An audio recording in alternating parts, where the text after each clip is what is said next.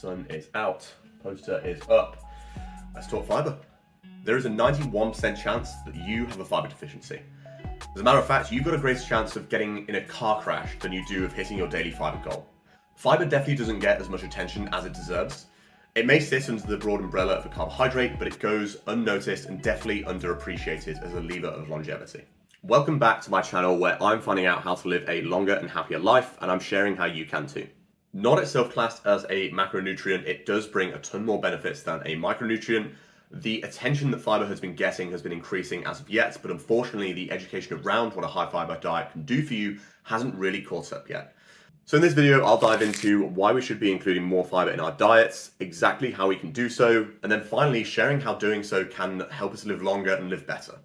Fibre, or dietary fibre, is a type of carbohydrate that the body can't fully absorb, and it's found in plant-based foods like fruits, vegetables, and legumes.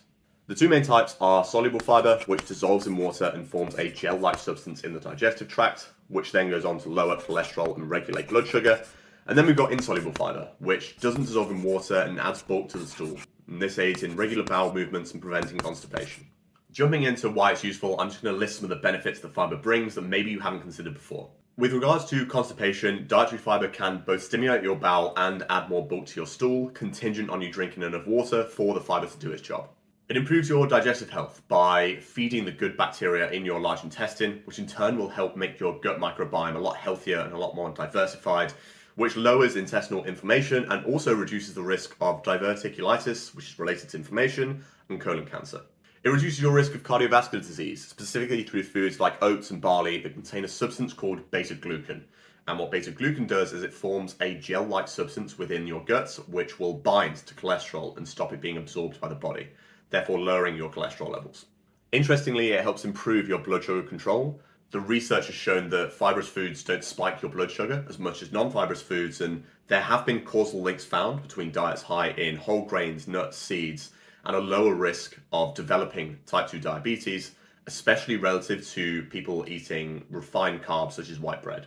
Finally, a point that is fairly well known, fibrous foods are a lot more satiating, and so they make us feel fuller for longer, and this really helps with weight management and preventing overeating.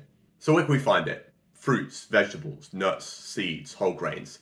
I won't list every source, but what I will do is I will include a link from Healthline to an article that will not only tell you what those sources are, but give how much fibre they have per 100 grams, or per cup for our American friends. Actually, I'm just going to break up some sources of soluble and insoluble fibre, just have them roll down the screen here just to cut out the middleman. When it comes to the preparation of these foods, I was under the impression that cooking vegetables reduced their fibre content, which is not strictly speaking true. Fibre is relatively heat stable, and so moderate cooking like sautéing and blanching has a minimal effect on that fibre content. However, if you're boiling these for a long period of time, what might happen is that soluble fibre will leach out into the water. In contrast, grilling or roasting generally retains a lot more of this fibre, so if you're someone who generally boils all their vegetables, number one, just grow up, like even I'm not British enough for that. And number two, maybe try grilling or lightly sautéing instead. Likewise, when it comes to blending them in smoothies or shakes, like this won't decrease the overall fibre content, but it will change its form. And so by breaking it down further, it may not help slow digestion to the same level as eating raw fruits and vegetables. In the UK, only 9% of adults reach that recommended guideline of 30 grams of fibre a day. The point to note here is that after watching this video, you shouldn't try and hit that 30 gram goal tomorrow. Such a sharp increase in your fibre content will cause adverse effects to your health because your body hasn't got used to these new levels. What you should do is increase this gradually until you hit that 30 gram limit, while increasing your water intake at the same time to help this soluble fibre do its job.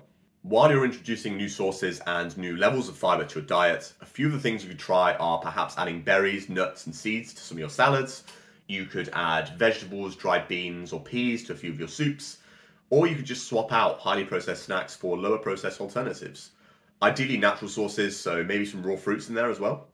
When it comes down to practically making these changes, one of the changes that I'm implementing is a couple times a week, I'm going to change out my evening meal for something more plant-based.